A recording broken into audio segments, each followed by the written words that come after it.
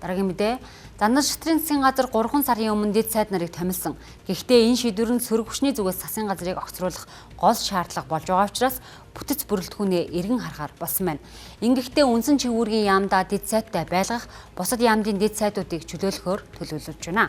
За түүнчлэн засгийн газрын бүтцэд томоохон өөрчлөлт оруулж шадар сайтуудын тоог цөөлөх хэрэгцээ шаардлага байгаач онцоллоо. Одоо бол энэ чинь ажлын хэсэг гараад хуулийн төслийн их хурл өргөн барина. Замун холбогдох тогтоолын төслийн их хурл өргөн барина. Тэгэхээр тэр үед үндсэн чигүүргийн яамд байх уу? Ер нь одоо яамдуудын тоогч гэсэн, яамдуудын чигүүрэгч гэсэн. Одоо ингэ давхцсан чигүүрэгт одоо хуучин бол эдийн засгийн хөгжлийн яам дээр тийм үү бүсчилсэн хөгжлийн асуудал, гадаадын хөрөнгө оруулалтын асуудал нь бүгд одоо нэгтгэгдээд явдаг байсан бол 3 шадар сайд дээр 3 хуваагдсан байж байгаа. Эдийн засгийн хөгжлийн асуудал нь эдийн засгийн хөгжлийн яам дээр, бүсчилсэн хөгжлийн асуудал эдийн засгийн асуудал бас шадар сайд дээр одоо онцгой байдлаар үүссэн шадар сайд дээр байж байгаа жишээ нь.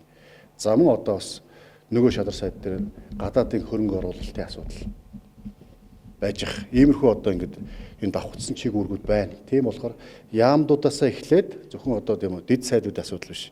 Яамдуудаасаа эхлээд оновчлох, бүтцийг одоо цөөлөх, дэд сайдыг цөөлөх одоо энэ асуудал дээр бол хамтарч ажиллая. Гэхдээ зөвхөн оронтой бүтц зохион байгуулалтаа биш, чигүүрэг